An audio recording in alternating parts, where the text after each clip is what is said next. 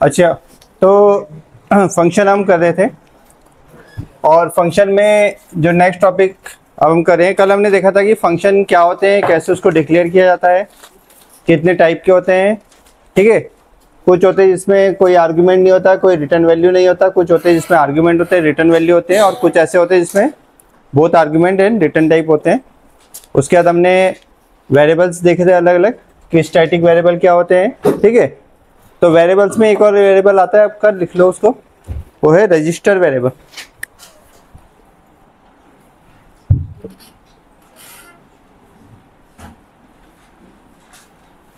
Register variable,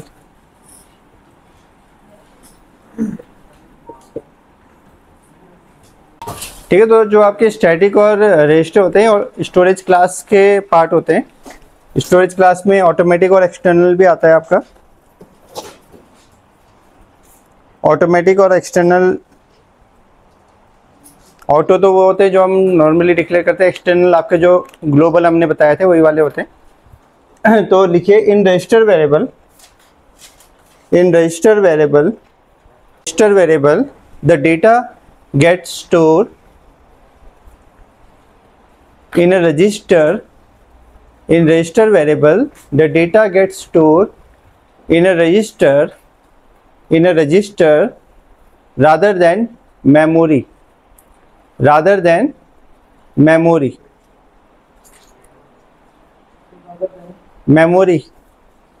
in register variable the data gets stored in a register, bracket में आप चाहे तो CPU register लिख सकते हैं। रजिस्टर कौन सा रजिस्टर, कॉपी वाला रजिस्टर, सीपीयू रजिस्टर, सीपीयू के अंदर रजिस्टर होता है ना, मैंने बताया था ना, सीपीयू की मेमोरी जो होती है। रादर देन द मेमोरी, किसकी बात हो रही है यहाँ पे, रैम की। ठीक है, it is faster as compare to traditional one, it is faster as compare to traditional one. ठीक है, ठीक है। तो सिंपल सी बात है कि डेटा जो है वो सीपीयू रजिस्टर में, सीपीयू के अंदर ही स्टोर हो रहा है, तो जाहिर सी बात है ये फास्ट होगा एज कंपेयर टू वो बाहर रैम में स्टोर हो रहा है। ठीक है, लेकिन इसके साथ दिक्कत क्या है कि अगर हम इन केस मेमोरी क्लियर करना भूल गए या इन केस मेमोरी क्लियर नहीं हुई तो क्या होगा, आपका जो सीपीयू रजिस्टर है वो क्या हो जाएगा, हमेशा के लिए ब्लॉक हो जाएगा, और आपकी जो सीपीयू की स्पीड है वो क्या हो सकती है, स्लो हो सकती है, या इवन डैमेज भी हो सकती है। तो इसको हम काफ़ी कम यूज़ करते हैं या यूज़ ही नहीं करते। ठीक है, तो डिक्लेयर करने का तरीका वही है जैसे हमने स्टैटिक किया था, हम लिखेंगे रजिस्टर इंटीजर ए। तो अब ये जो इंटीजर ए है, डिक्लेरेशन तो जैसे होता है वैसे होता है, बस इसका टाइप हमने चेंज कर दिया। जैसे स्टैटिक किया था वैसे रजिस्टर कर दिया, और उसके बाद इंटीजर ए किया, तो ये सीधा आके सीपीयू के रजिस्टर में जाके स्टोर हो जाएगा। ठीक है, और सीपीयू के अंदर स्टोर है तो वहाँ से एक्सेस करना काफ़ी ज़्यादा फास्ट होगा, कन्वीनियंट होगा। लेकिन यह है कि प्रॉब्लम इसमें ये है कि इन केस ये मेमोरी अगर हम क्लियर करना भूल जाते हैं तो फिर आपका सीपीयू के जो रजिस्टर है वो ब्लॉक हो जाएगा और उसमें आगे काम करना मुश्किल हो जाएगा। ठीक है, अब जो नेक्स्ट टॉपिक है वो है आपका, जो इम्पोर्टेंट भी है, एग्जाम में काफ़ी बार आ रहा है, वो है call by value and call by reference. Call by value and call by reference. Call by value, call by reference. तो पहले लिख दीजिए call by value, call by value. तो इसको समझने से पहले एक चीज समझ लेते हैं कि एक्चुअल आर्गुमेंट क्या होते हैं और फॉर्मल आर्गुमेंट क्या होते हैं, क्योंकि इसमें लिखेंगे हम एक्चुअल आर्गुमेंट की वैल्यू फॉर्मल आर्गुमेंट में कॉपी होती है, तो क्लियर तो होना चाहिए है क्या। तो जब भी हम किसी फंक्शन को बुलाते हैं, मैंने एक फंक्शन बनाया integer sum, integer A comma integer B, और मैंने बोला कि integer C, C is equal to A plus B, return C, C को मैंने रिटर्न कर दिया। ठीक है, और इसको हम कहाँ से कॉल करेंगे, वाइड मेन से कॉल करेंगे। और कहाँ से करेंगे, ठीक है। जब हम एक फंक्शन से दूसरे फंक्शन को कॉल करते हैं वाइड मेन से अगर नॉर्मल फंक्शन को कॉल कर रहे हैं तो उसमें तो कुछ नहीं है, लेकिन अगर किसी और फंक्शन से किसी और फंक्शन को कॉल करें तो वो क्या कहलाती है, नेस्टिंग कहलाती है। जैसे नेस्टेड बनाया था ना, तो वाइड मेन से हमने कुछ नहीं करना, मैंने यहाँ पे integer x equal to 10, y equal to 12। मैं यूजर से अभी इनपुट नहीं ले रहा हूँ, समझने के लिए बना रहे, देखिए वो लंबा चौड़ा प्रोग्राम बनाना। और मैंने सीधा क्या कर दिया, सम कर दिया, कॉल कर दिया। अच्छा रिटर्न भी ले रहा है तो यहाँ पे हम z ले लेते, तो z equal to sum x comma y, और print f sum equal to percentage d, ठीक है, और z।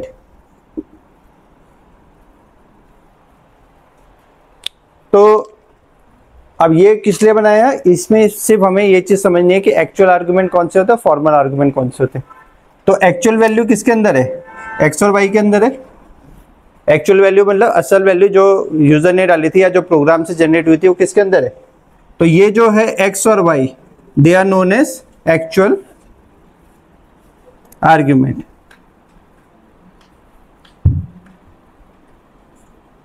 एक्चुअल आर्गुमेंट, ये एक्चुअल आर्गुमेंट है जिसके अंदर एक्चुअल वैल्यू है। और ये इंटीजर है, इंटीजर भी क्या है आपके, फॉर्मल आर्गुमेंट है।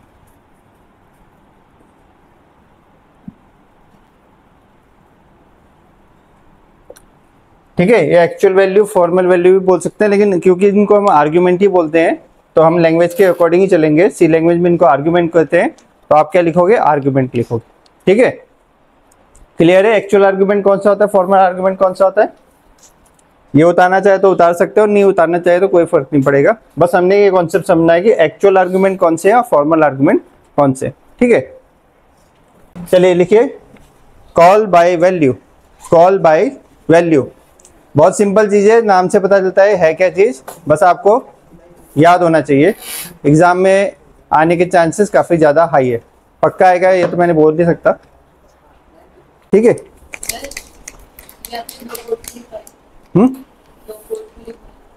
ये तो वाइड मेन है। ठीक है, और ये फंक्शन है, सेपरेट ब्लॉक ऑफ कोड जो हमने बनाया, तो यहां से ये फंक्शन कॉल हो रहा है। ठीक है, ये पूरा का पूरा कोड अगर मैं इसके अंदर डाल देता हूं तो काफी लंबा प्रोग्राम हो जाएगा। ठीक है, तो मुझे जब भी जरूरत पड़ेगी उस कोड की, मैं सिर्फ इतना लाइन लिखूंगा, सम एक्स और वाई, और वो पूरा कोड एग्जीक्यूट हो जाएगा। ये फायदा होता है फंक्शन का। ठीक है, मेन फंक्शन से कॉल होगा हमेशा। ठीक है, इसको ऊपर लिखो नीचे लिखो कोई फर्क नहीं पड़ता। आप जो फंक्शन डिफाइन कर रहे हैं, फंक्शन वाइड मेन के ऊपर डिफाइन करो या नीचे डिफाइन करो, उससे कोई फर्क नहीं पड़ता। बस जब नीचे डिफाइन करेंगे तो ऊपर क्या बनाना पड़ेगा, आपको प्रोटोटाइप देना पड़ेगा। ठीक है, फंक्शन का ऐसा कोई नियम नहीं है कि आप वाइड मेन के ऊपर डिफाइन करोगे नीचे डिफाइन करोगे, कहीं भी कर सकते हो। बस क्या है, अगर वाइड मेन से नीचे डिफाइन कर रहे हो तो फिर हेडर फाइल के नीचे आपको उसका प्रोटोटाइप देना पड़ेगा। जैसे ये है तो इसका प्रोटोटाइप क्या होगा, ये होगा इंटीजर सम और इंटीजर कॉमा इंटीजर। यानी आपको कंपाइलर को बताना पड़ेगा कि इस तरीके का भी इसके अंदर कुछ आ सकता है, नहीं तो यहाँ अचानक से आएगा, वो बोलेगा क्या चीज़ है भाई, क्या आ गया, तो एरर नहीं देगा, वो सिर्फ वार्निंग देता है कि फंक्शन शुड हैव प्रोटोटाइप, उसका प्रोटोटाइप होना चाहिए। ठीक है, एरर कोई नहीं है, गलत कुछ नहीं है। तो ऊपर डिफाइन करो नीचे डिफाइन करो, कोई फर्क नहीं पड़ता। देखिए, in call by value, in call by value, in call by value the value of in call by value the value of actual arguments, in call by value the value of actual argument get copied into formal argument. The value of actual argument get copied into formal argument, यानी जो actual argument की value थी वो क्या होगी, copy हो जाएगी किसमें, फॉर्मल आर्ग्यूमेंट में। यहाँ पे इसके ए बी के ऊपर वो कॉपी हो जाएगी। जब हम फंक्शन कॉल करेंगे यहाँ से वैल्यू को फेंकेंगे, ठीक है, तो जब हम फेंकेंगे तो ए में क्या होगा 10 आ जाएगा और वाई में क्या होगा 12 आ जाएगा। वो कैच करने के लिए बैठे ए बी, जो हमने ए बी डिफाइन किया वहाँ पे, वो उसको कैच करने के लिए बैठे कि हमने यहाँ से जो वैल्यू फेंकी, फंक्शन कॉल किया तो वैल्यू भी भेजी, तो वो उसको होल्ड करने के लिए बैठे, उसके ऊपर कॉपी हो जा रहे, ठीक है। अगर ए बी की कुछ वैल्यू होगी वो भी क्या होगी, ओवरराइट हो जाएगी इस केस में। So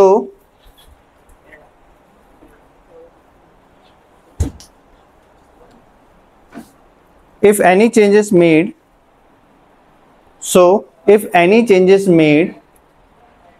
in formal argument, if any changes made in formal argument, it would not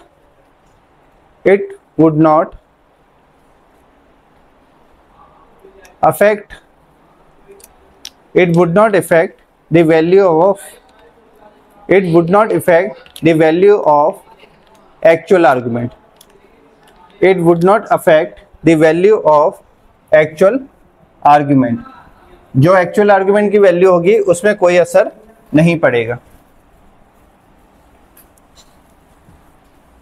ठीक है, क्योंकि उसकी कॉपी बन जा रही है। सिंपल सा फंडा है कि मैंने A 10 लिखा है, B 20 लिखा है, इसकी फोटोकॉपी कर दी, ठीक है। फोटोकॉपी करके यहाँ बोला X 10 हो गया और Y 20 हो गया, ठीक है। अब इस फोटोकॉपी में अगर मैं कुछ चेंजेस करता हूँ, मैंने बोला कि X equal to X plus 10, तो X की वैल्यू कितनी हो गई 20 हो गई, 10 प्लस 10 20, और मैंने बोला Y equal to Y minus 10, तो y की वैल्यू कितनी हो गई 0 हो गई। तो क्या a और b की वैल्यू में चेंज होगा, नहीं होगा, क्यों, क्योंकि मैंने इसकी कॉपी की है, ठीक है। कॉल बाय वैल्यू में ये होता है कि अगर हम एक्चुअल आर्गुमेंट में फॉर्मल आर्गुमेंट में कुछ चेंजेस करते हैं तो एक्चुअल आर्गुमेंट में कोई चेंजेस नहीं होते, ठीक है। कॉल बाय रेफरेंस में क्या होता है, रेफरेंस मतलब एड्रेस, हम उसका एड्रेस दे रहे हैं, तो उसमें क्या होता है कि ये चेंजेस हो जाते हैं। कैसे होते हैं वो अभी हम देखेंगे, ठीक है। इसमें एक छोटा सा प्रोग्राम भी लिख लेते हैं, क्योंकि ये बड़ा क्वेश्चन आएगा तो प्रोग्राम भी साथ साथ आपको लिखना पड़ेगा। फॉर एग्जाम्पल करके लिख देंगे आप, फॉर एग्जाम्पल हेडर फाइल लगा देंगे, वॉइड इंक्लूड हैश इंक्लूड। मैं नहीं लिख रहा हूं तो ऐसा नहीं, आप लोग भी छोड़ दोगे लिखना, आप लोगों ने लिखना है पूरा, ठीक है। तो मैं यहाँ लिख रहा हूं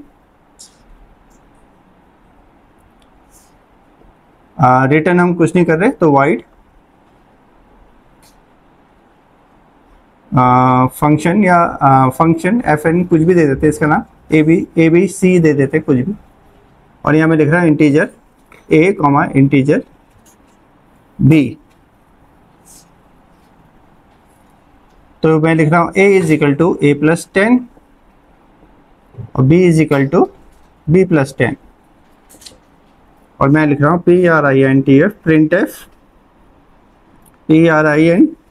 printf परसेंटेज d या a is equal to percentage d comma b is equal to percentage d। और हमें किसको प्रिंट करा, a और b को। a और b की वैल्यू हमने चेंज करी इस फंक्शन के अंदर और उसको साथ साथ प्रिंट कर दिया। यहाँ पे आएगा हमारा वाइड मेन,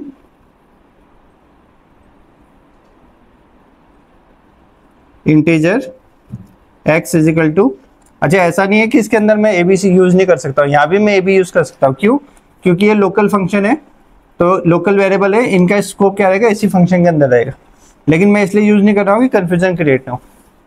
तो x is equal to 10, y is equal to 10।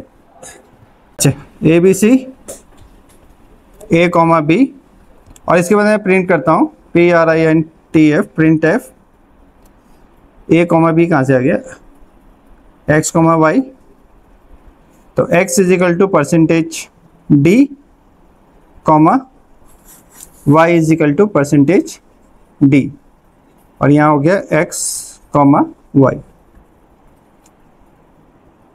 ठीक है। तो इसका जो आउटपुट आएगा क्या आएगा, इसका आउटपुट आएगा आपका क्योंकि पहले फंक्शन कॉल हुआ है तो पहले फंक्शन की वैल्यू प्रिंट होगी फिर ये प्रिंट होगा। ऐसा नहीं है कि वाइडमैन वाला पहले प्रिंट होगा, क्योंकि प्रोग्राम जो चलता है वो किस कैसे चलता है, स्टेप बाय स्टेप चलता है, ऐसा तो नहीं जंप मार के। तो पहले फंक्शन कॉल हुआ है तो पहले क्या प्रिंट होगा, a इज इक्वल टू कितना है 10 + 10 20 comma b is equal to 20 और x इज इक्वल टू 10 और y इज इक्वल टू 10, ये प्रिंट होगा इसमें, ये आउटपुट आएगा। ठीक है, सिंपल सा है, कोई ऐसा खतरनाक लॉजिक नहीं है।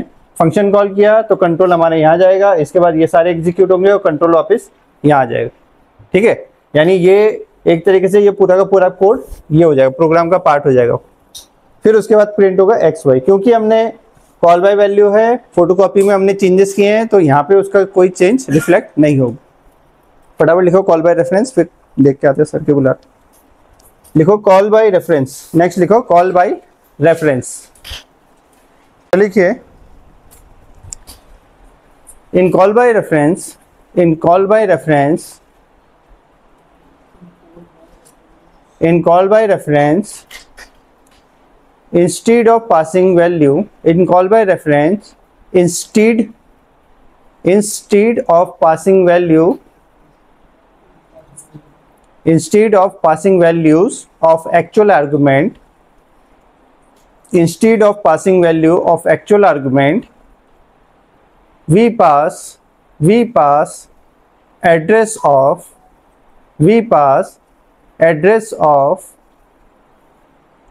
actual argument, we pass address of actual argument। ठीक है, सो फुल कॉमा करके लिखो, सो any changes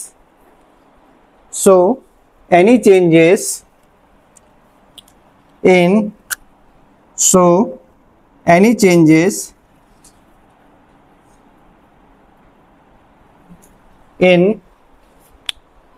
formal argument, any changes in formal argument will reflect in actual argument।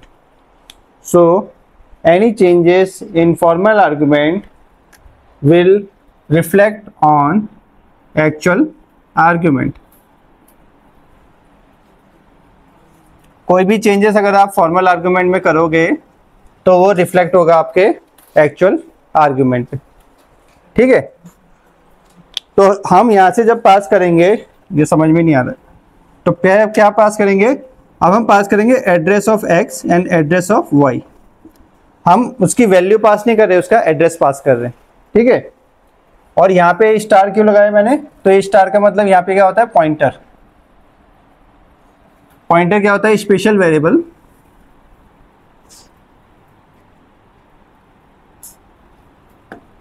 That hold address of another variable. ये लिख लेना note करके कहीं कि स्टार क्या है, टर्म है, कंडीशन क्या है। ठीक है, तो टर्म्स एंड कंडीशन क्या है कि पॉइंटर क्या होता है, कि स्पेशल वेरिएबल होता है जिसके पास एबिलिटी होती है कि दूसरे वेरिएबल के एड्रेस को होल्ड कर सके। क्योंकि मैं यहाँ से एड्रेस पास कर रहा हूँ तो उस एड्रेस को नॉर्मल वेरिएबल होल्ड नहीं कर सकता, उसके लिए मुझे पॉइंटर वेरिएबल चाहिए। ठीक है, तो ये पॉइंटर वेरिएबल लगा दिए। तो ये करने के बाद अब क्या होगा, एक्चुअल आर्गुमेंट की जो वैल्यू थी वो क्या होगी, वो भी चेंज हो जाएगी। ठीक है, ए बी क्या थे आपके, फॉर्मल आर्गुमेंट है,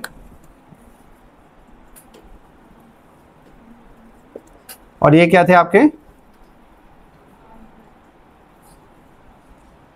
तो फॉर्मल आर्गुमेंट की वैल्यू में हमने चेंजेस किए। मैंने सिर्फ प्लस नहीं किया, लेकिन आप देख रहे हो कि एक्स और वाई की वैल्यू में भी चेंजेस हो गए। क्यों, क्योंकि इसका एड्रेस गया था। हुआ क्या था, देखो पहले वाले में क्या था, ए एक्स और वाई था, एक्स और वाई था, और इसके अंदर कितना था, इसके अंदर 10 था, इसके अंदर भी 10 था, और ए और बी के नाम से भी हमने मेमोरी ब्लॉक बनाए थे। तो ये जो 10 था यहाँ कॉपी हो गया था, और ये भी 10 यहाँ कॉपी हो गया था। फिर इसमें हमने +10 +10 किया था, तो यहाँ कोई चेंजेस हुए नहीं थे। ये क्या है, कॉल बाय वैल्यू। लेकिन कॉल बाय रेफरेंस में क्या हुआ, कॉल बाय रेफरेंस में हुआ आपका कि एक्स और वाई था और यहाँ पे था पॉइंटर ए पॉइंटर बी। इसके एड्रेस सपोज 101 था और इसका 102 था, तो यहाँ पे कॉपी क्या हुआ 101 102 और वैल्यू क्या थी 10 और 20। ठीक है, कॉपी क्या हुआ, इसमें एड्रेस कॉपी हुआ। तो अब हम जो भी काम कर रहे हैं वो किस में कर रहे हैं, एक्स और वाई की वैल्यू में कर रहे हैं ना। ऐड तो आप एड्रेस को थोड़ी ऐड करोगे, हम किसको ऐड करें, उसके अंदर की वैल्यू को ऐड करें। यानी अगर मैं बोलता हूँ कि 10 + 10 तो वो यहाँ पे चेंज हो जाएगा 20, और यहाँ भी मैंने 10 + 10 किया तो वो यहाँ पे चेंज होगा 20 में, क्योंकि वैल्यू किसके अंदर है, एक्स वाई के अंदर ही है। वैल्यू एक्स वाई के अंदर ही है, उसका हमने एड्रेस लिया, रेफरेंस लिया और उसमें काम किया, तो ऑटोमेटिकली जो एक्चुअल वैल्यू होगी उसमें चेंजेस आ जाएंगे। ये क्या है आपका कॉल बाय रेफरेंस है, कॉल बाय रेफरेंस। ठीक है, क्योंकि हमने एड्रेस पास किया है, वैल्यू पास नहीं की है, तो जो भी चेंजेस हम यहाँ करेंगे इस फंक्शन के अंदर वो चेंजेस एक्चुअल में इसी में ही रिफ्लेक्ट होंगे। ठीक है, जैसे सिंपल सी बात है ना, जब हम फाइल खोलते हैं कंप्यूटर में तो हम हार्ड डिस्क से क्या करते हैं, उस फाइल का एड्रेस उठाते हैं और जो भी चेंजेस करते हैं तो क्या होता है, उस फाइल में चेंजेस हो जाते हैं। अगर कॉल बाय वैल्यू चलता तो क्या होता, आपने जो फाइल बनाई यहाँ पे चेंजेस किए, सेव किए, वो यहाँ चेंज होता, हार्ड डिस्क में कुछ और ही वर्जन चलता। लेकिन एक्चुअल में हार्ड डिस्क में कौन सा वर्जन चलता है, कॉल बाय रेफरेंस वाला वर्जन चलता है। हम उसका एड्रेस उठाते हैं, हम कंप्यूटर में जो भी काम करते हैं वो उसी फाइल में एक्चुअल में काम हो रहा होता है, और जब सेव करते हैं तो वो वहाँ पे रिफ्लेक्ट हो जाता है।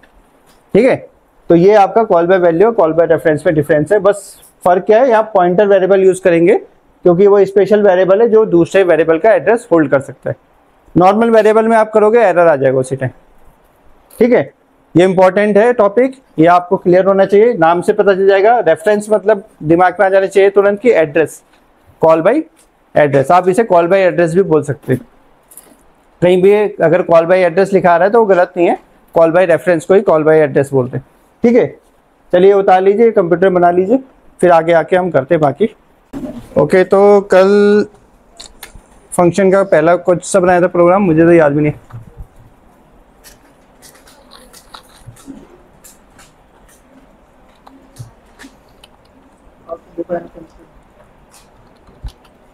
कोई क्वेश्चन कराया था कल,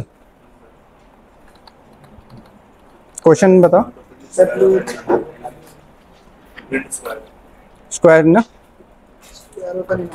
ठीक है, तो क्वेश्चन करते हैं। राइट, लाल क्यों हो गया सारा।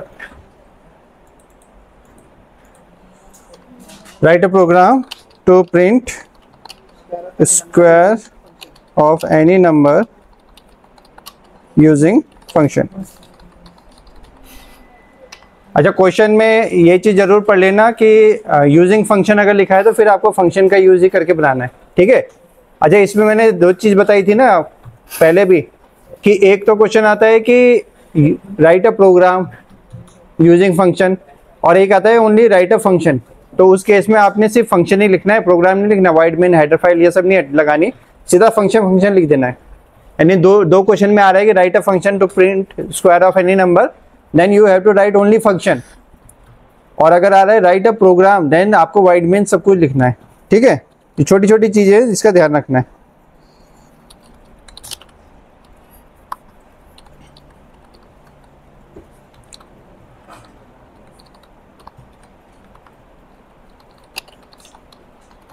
तो वाइड मेन ये क्या है यार, वाइड मेन। ठीक है, तो हमें क्या करना है, इंटीजर ए रिटर्न ले लेते हैं, नहीं ले लेते हैं, हम वहीं प्रिंट करा रहे थे उसको। ठीक है, वहीं प्रिंट कराते हैं, रिटर्न करा रहे थे उसमें। देखो जो क्वेश्चन लिखा था उसमें क्या था, रिटर्न ले रहे थे तो बी ले रहे थे, enter any number, any number, तो कोई भी एक नंबर ले लो, स्कैन एफ। ठीक है, अच्छा ऐसा कोई अभी है, ऐसा तो नहीं है कि जिसको ये समझना आ रहा परसेंटेज डी क्यों लगाते हैं, कहीं परसेंटेज एफ लगा रहे हैं, कहीं सी लगा रहे हैं, ऐसा तो समझ क्लियर है ना क्यों लगा रहे हैं भाई। कि अभी यहीं फंसे हो कि परसेंटेज डी क्यों लगा रहे, परसेंटेज सी क्यों लगा रहे? तो मोड के ऊपर नहीं है, वो ऊपर ये जो हम डिक्लेयर करते हैं इंटीजर कैरेक्टर, इसके ऊपर डिक्लेयर डिपेंड करता है। ठीक है, स्कैन एफ की स्पेलिंग सही है? नहीं है। तो हम क्या करेंगे, b is equal to function को कॉल कर लेते हैं। फंक्शन अभी हमने बनाया नहीं लेकिन कॉल फिर भी कर लेते हैं, और यहाँ से पास कर देंगे a को पास कर देंगे। ठीक है, और यहाँ लिखेंगे printf print F square square of percentage D is equal to percentage D. ये जो परसेंटेज डी है किससे रिप्लेस हो जाएंगे, ए और बी से रिप्लेस हो जाएंगे। ठीक है, पहला वाला परसेंटेज डी ए से रिप्लेस हो जाएगा और दूसरा वाला परसेंटेज डी बी से रिप्लेस हो जाएगा। ये काम खत्म हो गया, हमने वाइडमेन बंद कर दिया। अब हम फंक्शन डिक्लेयर करें,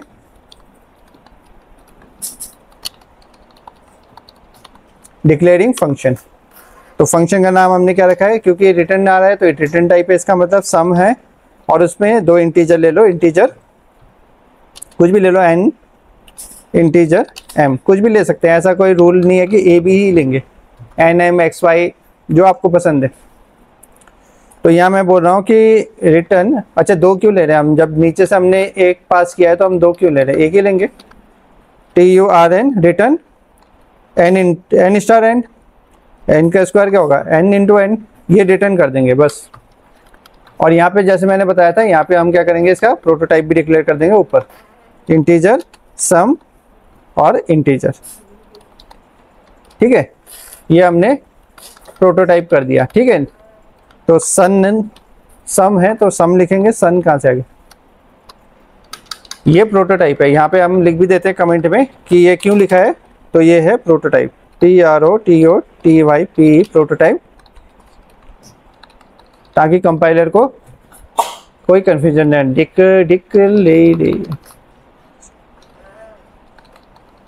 डिक्लेरेशन ये होती है स्पेलिंग, कुछ गड़बड़ लग रहा है, चलो देख लेते। तो F11 square function SQUAR FUNCTION ऐसे नाम ऐसे रखा करो कि जब बाद में ढूंढे तो आसानी से मिल जाए। ठीक है, कि खुद ही कंफ्यूज है कौन सा था, प्रोग्राम नंबर 1 प्रोग्राम नंबर 2 करके सेव कर दिया, फिर खुद ही कंफर्म हो जाए। ठीक है, तो कंपाइलर कंपाइलेशन टाइम, कोई एरर नहीं है, कोई वार्निंग नहीं है, प्रोग्राम खुला हुआ है, मैं चला रहा हूँ उसको। तो 5 का स्क्वायर 25, ठीक है, इसमें कुछ नहीं, सिंपल सा क्वेश्चन है। ठीक है, अच्छा इसको मैं लॉक करके देखो वार्निंग देता है कि नहीं प्रोटोटाइप डिक्लेरेशन का।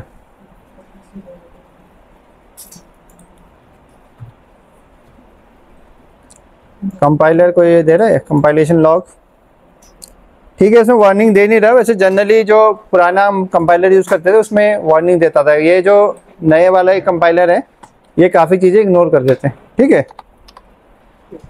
ठीक है, चेक कर लें 34 का स्क्वायर रूट सही आ रहा कि नहीं आ रहा। तो ये हमारा पहला क्वेश्चन हो गया। देखो फंक्शन आप इसको चाहे तो इसको उठा के यहाँ से मैं उठा के यहाँ भी डिक्लेयर कर दूंगा, तो तब भी कोई एरर नहीं आने वाला, प्रोग्राम वैसे ही चलेगा। ठीक है, फंक्शन आप कहीं भी डिफाइन, ऊपर नीचे वाइड मेन के कहीं भी डिफाइन कर सकते हो, कोई प्रॉब्लम उससे नहीं होती। हाँ, बस ये ध्यान रखना है कि हमेशा वाइड मेन ही चलेगा सबसे पहला जो होगा। ठीक है, तो इधर लिखो, ऊपर लिखो, दाएं लिखो, बाएं लिखो, कोई उसमें ज़्यादा ये फर्क नहीं पड़ रहा।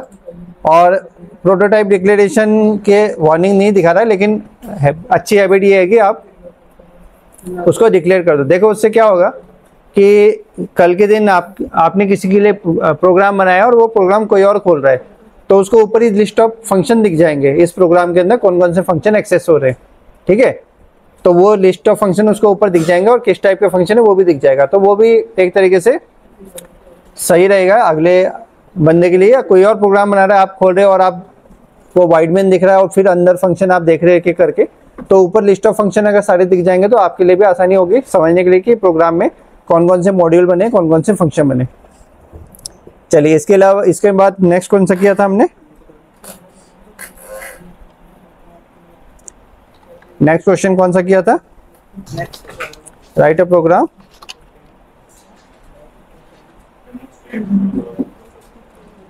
अच्छा, write a program to demonstrate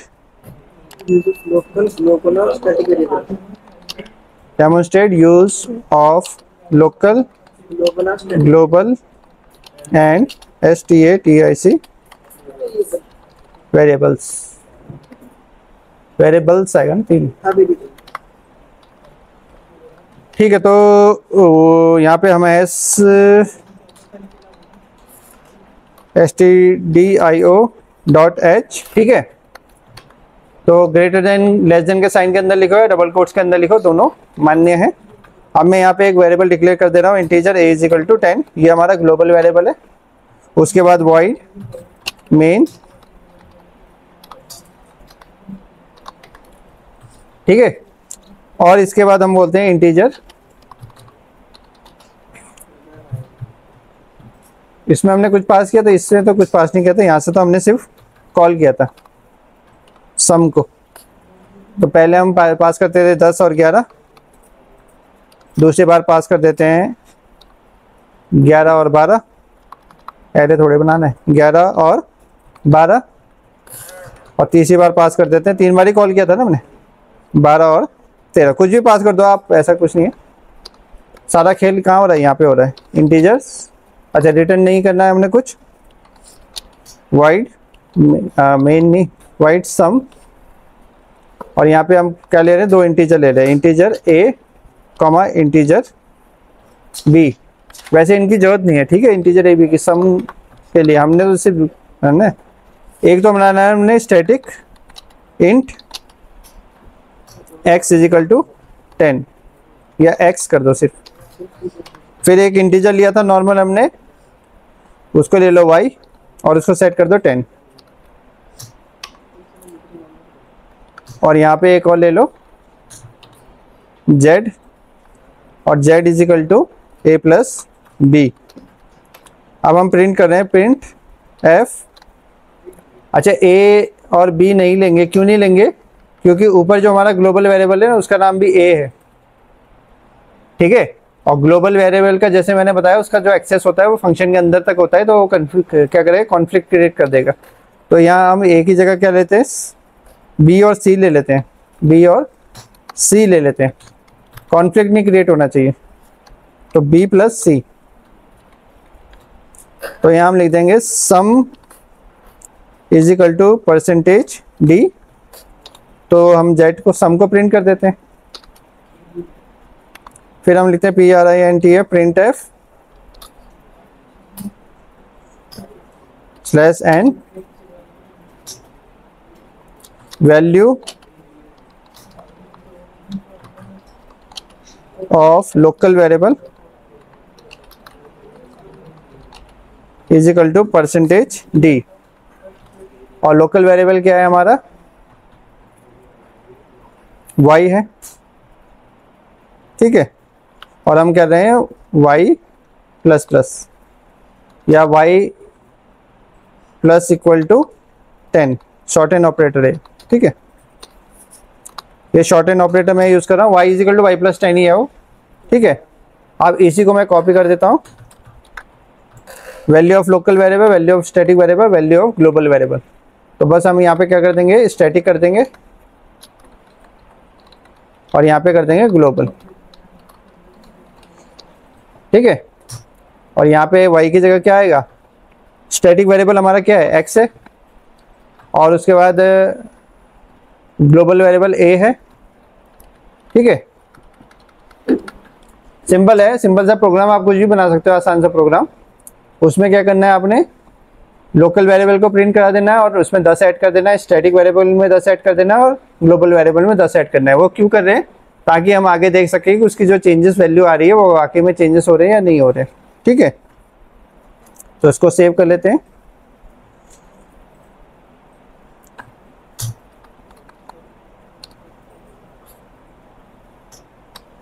static and global,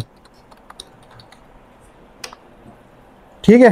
तो एक बार रन करा के देख ले, कुछ हो रहा है, सम कन्फ्लिक्टिंग टाइप ऑफ सम, ठीक है।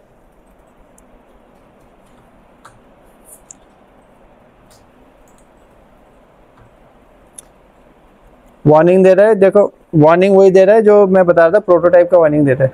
ठीक है, अब इसमें देखो आपका जो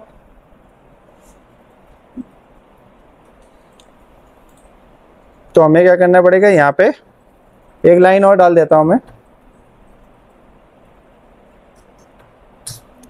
या हमें पता कैसे चलेगा, यहाँ डाल देते हैं मैसेज ना, क्योंकि वहाँ क्या हो रहा है, सब चिपक के आ रहा है, पता ही नहीं चल रहा क्या हुआ। तो मैं यहाँ लिख देता हूँ PRINTF